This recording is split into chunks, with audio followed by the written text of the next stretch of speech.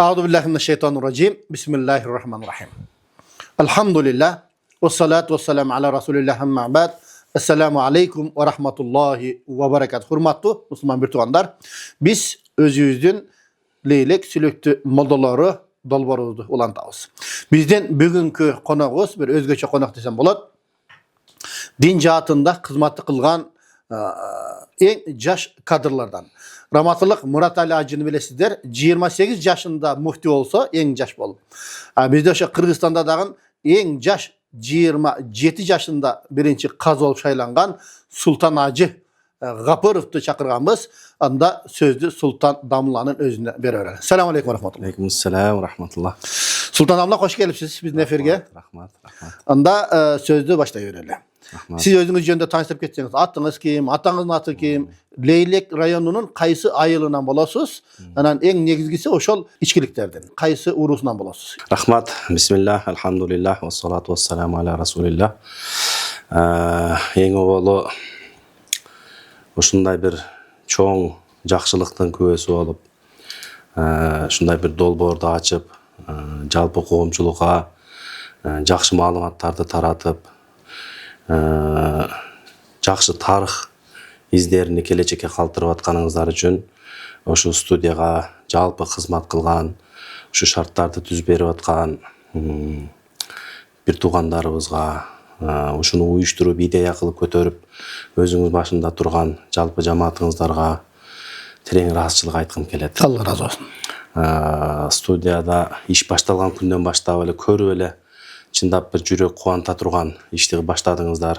Ошондон бери сүйүнүп, дуа кылып, канча устаздар келип, бул жерде баарлаштыңыздар, баарынан күбө болуп, кабар алып, сүйүнүп турабыз. Аллах таалам келечегини дагы кең кылсын, Амин.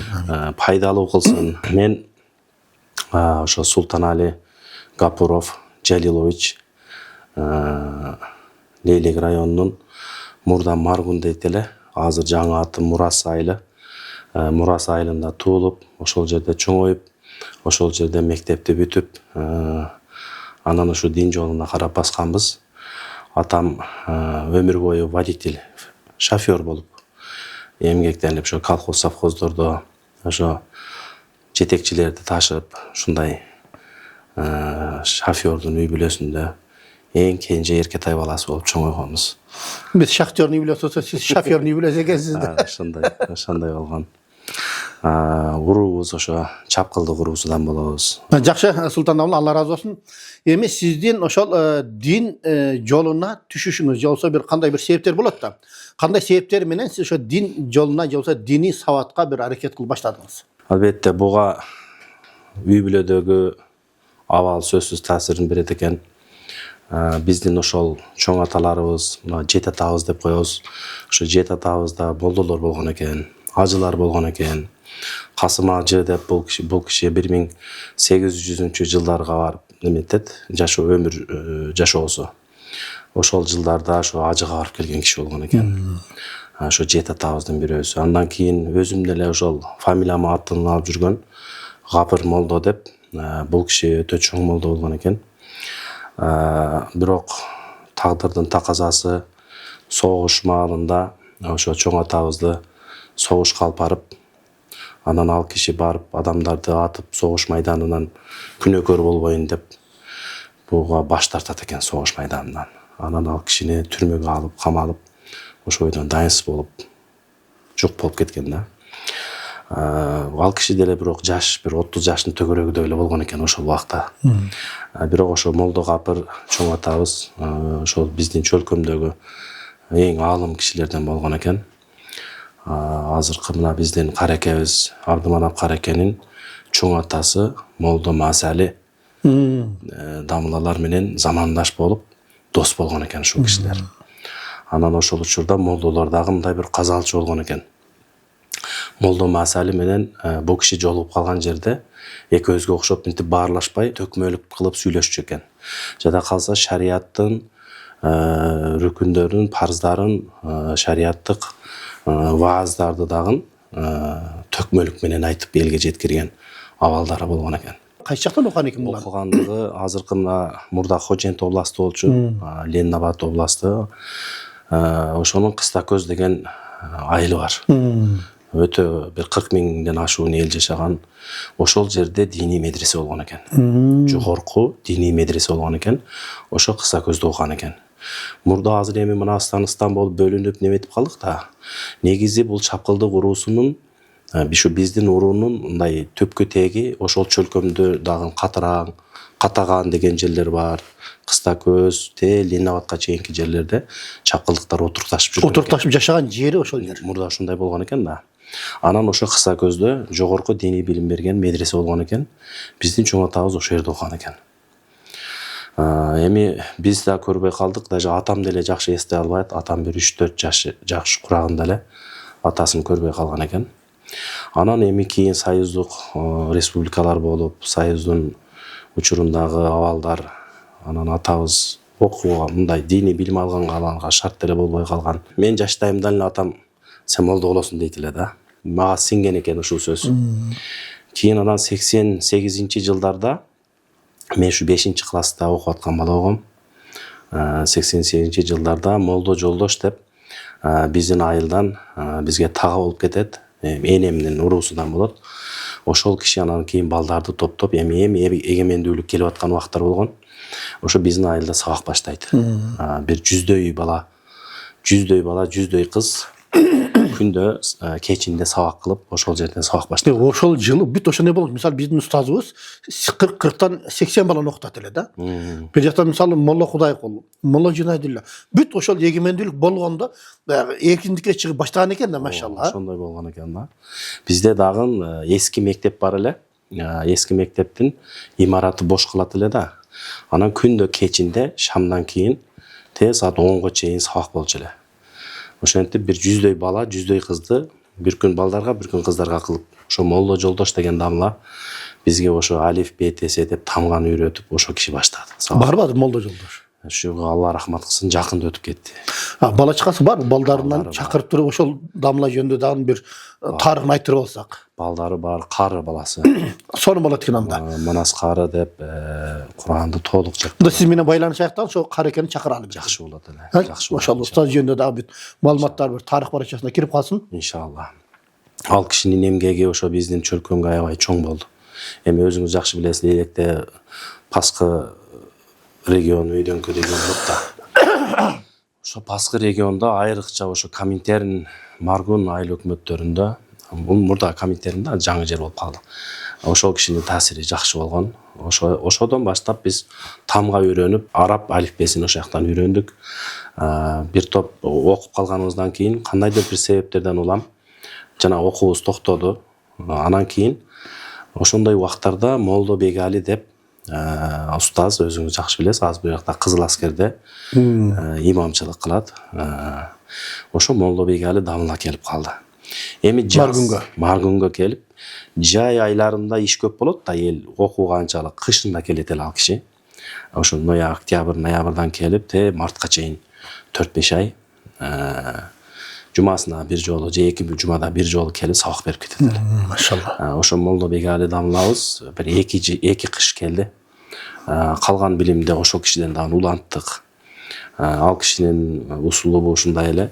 Бир 10-15 баланы топтоп туруп, башына бир мындай 5 кадамыраак коюп коет эле башына. Бир жума аны окутуп турат элек. Анан дамла келсе, ал кишиден өзүбүз дагы сабак алат элек. Ошентип 1-2 жыл ал кишиден сабак алдык. Андан кийин Молдо Үсөн деп дагы ушу биздин айылыбызда дамлабыз бар эле. Ал киши ушул жана сиз эскерип өткөн Мураталы ажылар менен Кызыл Кыяда медреседе окуган экен. Ошо Мураталы ажылар менен чогуу жүрүп ошол жактан окуган. Ал киши ошо айылыбызда ал дагы сабак баштап, ал киши ошол убактарда мектепте сабак берет эле. Мугалим болуп, мектепте араб тилинен сабак берет эле бизге. Адеп ахлак деген сабактан. Анан ал кишиге мен үйдөн каттап сабак алып, күндө үйүнө барып сабак алып жүрдүм. Ошентип анан мектепти бүткөнгө чейин ушундай бир кызыгуулар менен бир аздан намазды үйрөнүп, Кудайды таанып, бир аз Куран жаттап сабак алып жүрдүк. Кийин 11-классты бүткөндөн кийин ал убактарда эми биз мындай четке айыл болгондугубузданбы бир dini bilim bergen жерлерди деле көп билчү эмес экенбиз да. Анан менин акаларым, бир тууган акаларым экөөсү ошо районубуздун центри болгон Исфана шаарында жашашчу. Анан ошол кишилер себеп болуп мени Исфанада Лейлек районунун баш имам хатиби Мухаммад Карим дамлага алып барып тапшырышкан. Окутасыңды. Окутасын. Орда айтат эле го, мына эти сеники сөөгү биздики дегендей кылып тапшырышкан да. Дамла ушуну окуп өзүңүз тарбиялап бериңиз деп. Анан ошол кишинин колунда мечитте жүрүп, мечиттин кызматын кылып, ал кишинин ошол кишиден сабак алдык. 1-2 жыл ошол жерде болдум.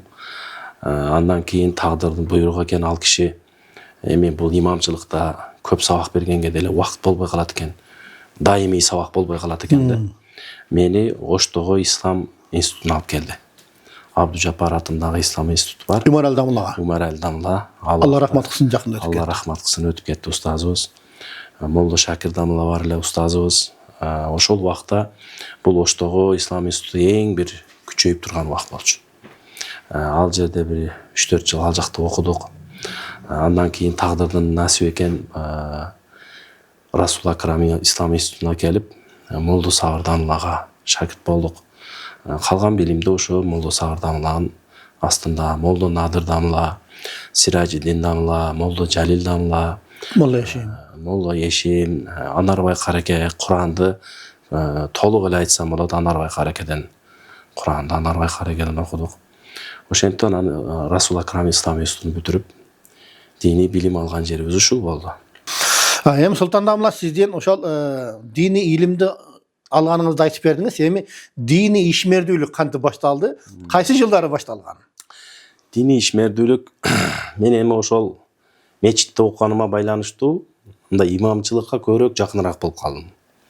Себеби имам кээде болуп калат, болбой калат, шамга өтүп калабыз, куттанга өтүп калабыз, окуп жүргөн убактарда эле ошентип анан мен Исфанада жүрүп жакшы тажрыйба алып калдым.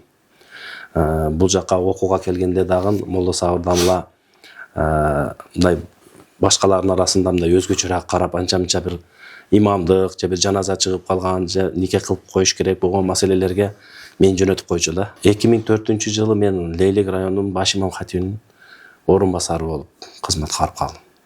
2004-2005 жылдары. Ошондо канча жашта элеңиз? Ошондо бир 25 жаштарда болчумун. 25-26 жашта болчумун. Анан 1 жыл аякта иштедим.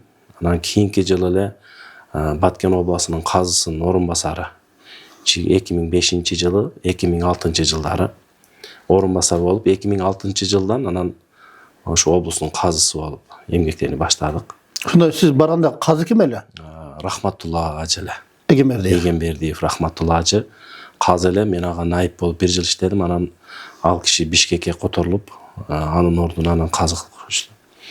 Коркконмун чындап, болбоймун дегениме койбой эле Мураталы ажы болосун дейт. Ошентип эле коюшту. Анан Кудайдын тагдыры экен. Мына элге рахмат. Ошо Баткен облусунун, айрыкча Баткен районундагы мусулман бир туугандарыбызга, агайын-инилерибизге чоң ыраазычылык айтам мен. Мени тарбиялашты. Эми ал 25-26 жаш өзү жакшы эле курак болот экен. Ошо билбегенибизди үйрөндүк, элдин арасында болдук. Ошентип анан бир 7 жылдан ашыгыраак Баткен облусунда казылык, жоопкерчиликти аркаладык. Анан тагдыр насип экен, ротация кылып, ротация жолу менен Ош облусуна казы кылды. 2 жыл Ош облусунда казы болдук. Андан кийин дагы тагдырдын буйругу экен, муфтиятка келип, муфтиятта бир 2-3 бөлүмдө иштедим. Бүгүт насаат бөлүмүндө жаштар, аялдар менен иштөө деген канаты бар эле. Ошол жагында иштедим. Андан фатва бөлүмүндө бир 3 жыл фатва бөлүмүнүн жетекчиси болдум. Анан акыркы убакыттарда үгүт насаат, билим берүү тармагын бирге кылып 2 бөлүмдү кошту. Ошол жерде бөлүм башчы болуп турдум. Азыр эми 2-3 ай болуп калды. Тагдырдын буйругу Ош облусунун казылыгына кайра сунушташып, азыркы учурда энди ошо Ош облусунда мусулман бир туугандарыбыздын дини кызматын аркалап турган учурубуз. Алхамдулилlah. Азыр мына соц желелерден, интернеттерден көрүп калабыз. Ошол эл менен иштешкениңиz байкалып турат. Караколжа районуна бардыңыз, баягы чоң устаздарды зыярат кылып, башка райондорго барып. Негизи баягы эл менен экенсиң да адам. Ошо элге аралашып, устаздардын дуасын алып дегенде, мына чубак устазыбыз дагы биздин устаздарды канча тарткан экен. Мисалы азыр биз тарта албайбыз, эми баштап атабыз мынтип. Ал устаздарыбыз жок. Раматылык чубак ажы тартып кеткен экен, сонун болуп тур. Мисалы эстелик азыр калды мисалы. Ошондой. Анан ошол окуп жүргөндө мисалы кээ бир баягы кыйынчылыктар болот, же болбосо баягы күлкүлүү окуялар болот, же кейиштүү окуялар болот. Мисалы мен ошол Лейлекте Тажикстандагыдай медреседе окуган балдарды кана бала барбы, мен үйүмдө бекер жашатам, бекер карайм, кийимин жууп берем, тамагын берем деп балдарды баккан семьялар болгон экен да. Мен кеше устаздар келгенде угуп атам да анычы. Ошону биз бекер жашаганбыз деп. Мисалы мен аралашпасам билбейм да. Ал убакта мисалы биз бүт эле келип студент болгонбуз бул жакта. Азыр уксам ошо биз биякта окуп жүргөндө бул жакта, ал жакта элдер ошо Тажикстандагыдай кана кыйналган талап болсо бер мен багайын дегендер болгон экен да. Болгон экен. Бар эле бизде эле мындай бир акча төлөп окуганыбыз жок. Аны чынын айтыш керек. Мен мисалы үчүн ошо мечитте жүрүп, Мухаммад Карим Дамландын колдо окуганымда деле бизден мындай бир төлөм деген түшүнүк болгон эмес. Бул диний билим ушундай эле. Ал кишинин үйдөн деле тамак жеп жүрө берет эле, кайерден эле болсо тамак жеп, бир мындай бир төлөм деген түшүнүк болгон эмес билимге. Садыкжан кары деп ал кишинин орун басары бар эле. Ал кишиден сабак алдык. Ал кишinin деле үйдө жатып калганда жатып деле калат элек, ал жакта да чогуу жүрөт элек. Кийин Ошко келдик, Умарали Дамланын медресесине. Ал жакта устаздар деле бир акы деген маселе жөнүндө такыр сөз болгон эмес. Молдо Сабыр Дамланын колуна келдик. Бул жактагы устаздар деле бир акы деген түшүнүк болгон эмес. Мен эң бир ыраазы болгонум устаз Молдо Шакир Дамла Эргешев. Алла рахмат кылсын. Ушул кишилер өмүрүнү чындап динге арнап өтүп кетти да. Ошо медреседе балдардын сабагы башка түйшүк болчу эмес ал кишиде. Ушундай кылып динге кызмат кылып өткөн устаздарыбыз болду да. Албетте анан бул окуп жүргөн убакыттар бул эсте кала турган убакыттар болот экен. Ал убакыттагы шарт менен бүгүнкү шарттын айырмасы өтө өзгөчө да. Бүгүн эми жакшы шарттардын үстүндө биздин талабаларыбыз жалаң ушу окуу менен алек болуш керек деп үмүт кылат элем иншалла. Дагы бир мындай эсте калган нерсе, Молдо Сабыр Дамла Дурусун Нахвияда өз 44 сабак бар да. Сиз мугалим катары жакшы билесиз. Ошону бизге жаттатып, ошодон экзамен кылмакчы. Биринчи томунан. Баарыны жаттаган ушу 44-чү сабак бир аз узунураак дагы, түшүнүксүзүрөөк болот да мага. Ошону жаттай албайм да. Эч жаттай албайм. 2 күн болсо дагы ошо 44-чү сабакты жаттай албайм. Анан эми не болсо болду, кире берейин деп экзаменге кирсем, Дамла дагы бир оол жазат экен. Ошо 44-чү сабакты сурап атпайбы? Анан Дамла ушундай болуп калды деди мен да, жана поле чудестэй болду. Мен 43-тün баарына сурасаңыз айтып берем, 44-тü жаттай албай койдум дегеним да. Баткен облусунда иштеп жүргөн убакытта эле ошо 7 жылдын ичинде ошо биздин эми түздөн түз каржыбыз менен болбосо дагы биздин мындай бир эмгегибиз менен десек, же болбосо биздин шылтообуз менен бир 300дөн ашык мечит салынды Баткен облусунда эле. Ошо 7 жылдын ичинде канча деген медреселерди салдык. Эми кандай болсо дагы ошо Кыргызстандагы мусулман жамаатынын арасындагы ынтымак биримдиктин, салттуу исламдын өнүгүшү, мусулмандардын бири-бири менен дос жолдош болуп, айрыкча улуттар арасындагы мамилелердин бекем болушуна жакшы салымдар кошулду. Эң эле мындай бир сүйүнүп айта турган нерсем, мени мына мусулман чөйрөсүндө жүргөн кесиптештерим жалганчы кылбайт. Облустук казыяттын имаратын, офистик имаратын куруу деген идеяны биз көтөрүп чыкканбыз. Башта ошо Баткен облусуна ашар жол менен элди уюштуруп, өзүбүздүн казынада эч нерсе жок. Ошо Баткендин бүгүнкү күндө иштеп аткан облустук казыяттын имаратыны Кыргызстан боюнча биринчи жолу ошо офистик имаратты биз салганбыз. Андан кийин башка облустарда дагы бул нерсе көтөрүлүп, бүгүнкү күндө алхамдулилла баардык облустарда казыяттын офистери бар, имараттары. Анан Султан Дамла Mına bizde adır siz din çevresinde iştep kızmat kılıp keltasiz, Allah razı olsun. Uşul din işmerdүүлүктөн başka da bir işmerdүүлүктөр бар. Misal kitap жазуу bu, же котормочулук bu. Себеби анча мынча сиздин баягы жетимдерге жардам берип жүргөнүңүздү мен байкап калганмын да. Себеби мен ошол муктаждардан сураганда мисалы бир 50-60 bizde daima tizmi var. 100'den aşık tizmi var bizim meşitte. Kim ele sorasa dayar da bizdeki. Oşanda bir 2-3 yıl soraganınızı bilem de. Yetimler kıynalanlar var bakam degeningizde men bergenimde. Эми албетте бул мындай бир жакшылык иштерди Аллах көрүп билип турган нерсе. Бирок кээ бир учурларда ошол араб досторубуз, жакындарыбыз ихсан кылып калган учурлар болуп калат. Bir atayın fond emez, başka emez. Ошо жеке досторубуздун анча-мынча жардамдары болуп калат. Бул жакта деле анча-мынча бир туугандар бир ушундай муктаждарга жардам берет элем дегендер болуп калат. Ошолордун арасында бир жакшылыкка себепчи болуп калган учурларыбыз бар эми. Аллахым өзү кабыл кылган болсун. Амин. Аллахым өзү. Ошо bizde эгерде жардам берем дей тургандар болсо, туугандар мен ушул жерден айтып коеюн. Bizde мешит баягы чоңураак мешит болгондугу үчүн жардам берет экен деп көп да. 100'den ашык адамдын тизмеси бар да. Мисалы жетимдер бар, жесирлер бар, өтө кыйналгандар бар, көп балалуулар бар. Кудайым буйрса жардам берем десеңиздер, эшик ачык, биз көпүрө болуп бере алабыз иншалла. Кудайым буйрса. Allah razı olsun. Ошо сиздердин көпүрө болгон себептен биз дагы ошо досторубуз менен бирге бир канча бир 50-60 үй бүлөгө жардам кылып калдык окшойт. Алхамдулилла. Аябай сүйүнүп калышты. Бирок сиздер берген списоктагы кишилер чындап муктаж кишилер экен. Коомубузда ушундай кишилер бар экен. Жана жардам берген тараптар дагы аябай ыраазы болушту. Жардам алган тараптар дагы аябай ыраазы болушту да. Сиздер ошондой бир жакшылыкка себепчи болуп атасыздар. Пайгамбарыбыз айткандай, ошо жакшылыкка себепчи болуп, ошо жакшылыкты аткарган менен барабар дегендей. Кудай кааласа анын жакшылыгын сөзсүз көрөсүздөр иншалла. İnşallah Kudayım buyrsa.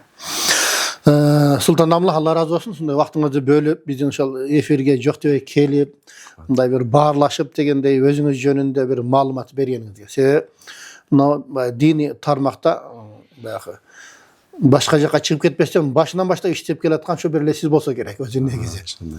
Ошо дини чөйрөдө. Allah razı olsun.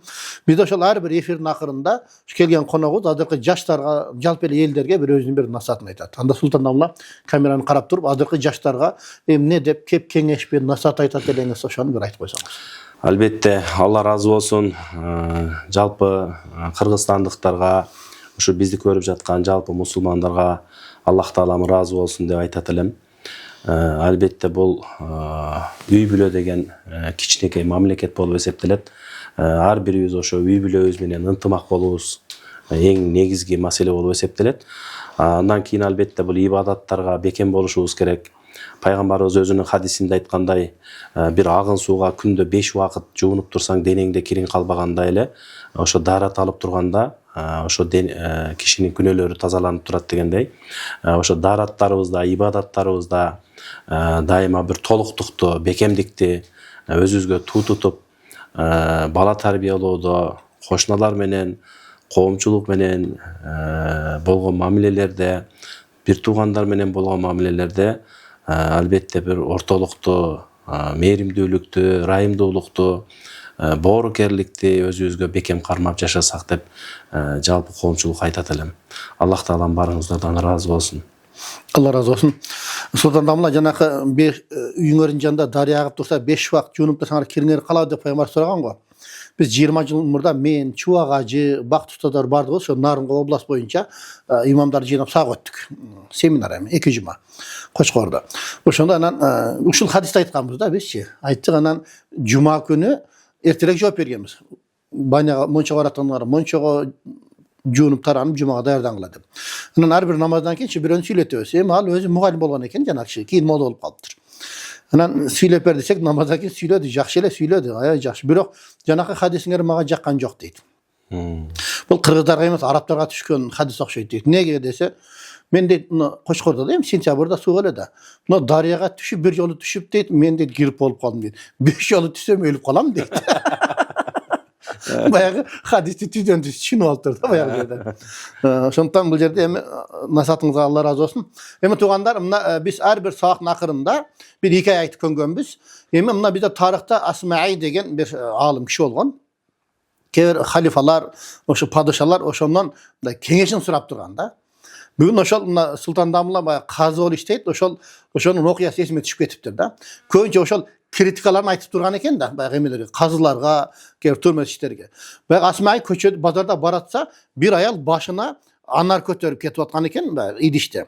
Hani bir kişi anlardan alıptır, urda alıptır. Bayağı. Anan Asma'yı karap durdu da Leylek'in tilimine ekmek ser salıp durgan eken de bayağı yerde.